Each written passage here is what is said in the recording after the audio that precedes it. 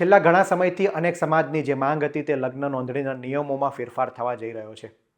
અનેક લોકોનું કહેવું છે કે લગ્ન નોંધણીના નિયમમાં માતા પિતાની સહમતિ હોવી જરૂરી છે.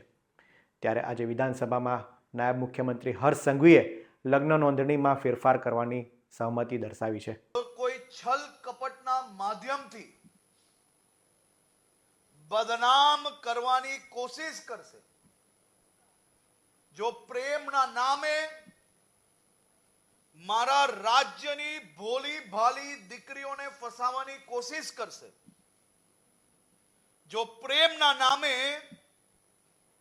કોઈ પરિવારને બરબાદ કરવાની કોશિશ કરશે, એવા એક અસામાજિક, ટપોરી, લેભાગુ, છલ કપટ ધરાવતા એક બી યુવાનોને રાજ્ય સરકાર છોડશે નહીં.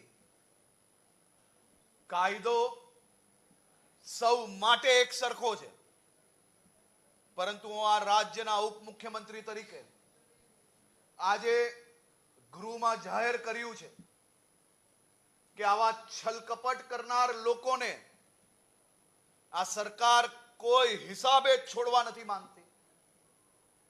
આ સરકાર એનો એવો હાલ કરશે કે જીવનમાં દીકરીઓ તરફ જોતા એની આંખ ઊંચી ન થાય તે પ્રકારની પરિસ્થિતિઓ કરવામાં આવશે. કોઈ સલીમ સુરેશ બનીને મારા રાજ્યની દીકરીઓને, ભોલી ભાલી દીકરીઓનું જીવન બરબાદ કરવાની કોશિશ કરશે તો એક લોકોને શોધીને એનો હિસાબ કરવામાં આવશે. અનેક સમાજની રેલી નીકળી હતી અને માગ હતી કે ભાગેડુ લગ્નના વિરોધમાં એ સરકાર કડક કાયદો લાવે.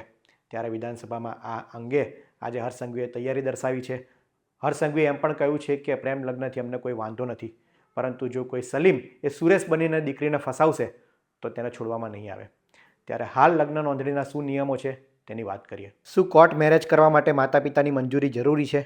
તો તેનો જવાબ છે ના. યુગલ પુખ્ત વયના હોય અને કોર્ટના નિયમોનું પાલન કરવામાં આવે તો માતા પિતાની સહમતિ જરૂરી નથી. બીજો પ્રશ્ન આપને થતો હશે કે શું કોર્ટ મેરેજ રજિસ્ટ્રેશન ઓનલાઈન થાય છે? તો તેનો જવાબ છે ના. કોર્ટ મેરેજ રજિસ્ટ્રેશન માટે લગ્ન કરનાર કપલે લગ્ન અધિકારી સમક્ષ પોતાને રજૂ કરવાની જરૂર છે, તો જ લગ્ન નોંધણી શક્ય બને છે. બીજો સવાલ તમને થતો હશે કે કોર્ટ મેરેજમાં સરકાર તરફથી શું આર્થિક મદદ કરવામાં આવે છે? તો તેનો જવાબ છે હા. જો કોઈ દલિત સાથે આંતરજ્ઞાતીય લગ્ન કરે તો સરકાર નવપરિણીત યુગલને 2.5 લાખ રૂપિયા આપે છે, જેમાં નિયમ છે કે નવવિવાહિત કપલમાંથી કોઈ એક દલિત સમુદાયનું હોવું જરૂરી છે, જ્યારે બીજું દલિત સમુદાયની બહારનું હોવું જરૂરી છે. હવે સૌથી મહત્ત્વનું, કોર્ટ મેરેજમાં કયા ડોક્યુમેન્ટની જરૂર પડે છે? તો તેનો જવાબ છે કે ઓળખનો પુરાવો એટલે કે આધાર કાર્ડ કે ડ્રાઇવિંગ લાઇસન્સની નકલ હોવી જરૂરી છે, બંનેના જન્મ પ્રમાણપત્રો હોવા જરૂરી છે, સાક્ષીઓના ફોટોગ્રાફ્સ એટલે કે સાથે જે લાવ્યા હોય વ્યક્તિ, 2 સાક્ષીની જરૂરિયાત પડે છે, તેના ફોટોગ્રાફ્સ અને પાન કાર્ડ હોવા જરૂરી છે. કોર્ટ મેરેજ માટે લેવામાં આવતી ફી એ 500થી 1000 રૂપિયા સુધીની હોઈ શકે. અલગ અલગ રાજ્યમાં અલગ અલગ ફી લેવામાં આવે છે. કપલની 10મા અથવા 12મા ધોરણની માર્કશીટ અને બંનેની સહમતિનું એફિડેવિટ, જેમાં 200 રૂપિયાનો સ્ટેમ્પ કરવામાં આવે છે.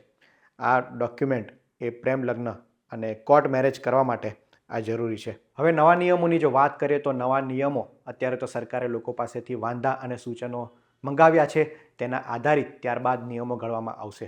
આ નિયમોની વાત કરીએ તો આ નિયમોમાં માતા પિતાની સહમતિ હોવી જરૂરી હોઈ શકે છે, અથવા તે અંતર્ગત નજીકનો કોઈ કાયદો એ બની શકે છે.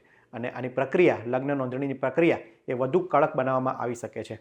આ માટે ઉચ્ચ અધિકારી લેવલે તેની તપાસ કરવામાં આવશે અને જે સમયગાળો છે લગ્ન નોંધણીનો તે વધારવામાં આવી શકે છે. 40 દિવસ બાદ એ લગ્ન નોંધણીનું પ્રમાણપત્ર એ વ્યક્તિને મળશે. આ પ્રમાણેના નિયમો હોઈ શકે છે. આપનું શું માનવું છે લગ્ન નિયમોને લઈને તે અમને કોમેન્ટમાં જરૂર જણાવશો અને આવા જ ઇન્ફોર્મેટિવ વિડીયો માટે વીટીવી પંચાયત જોતા રહો. ધન્યવાદ.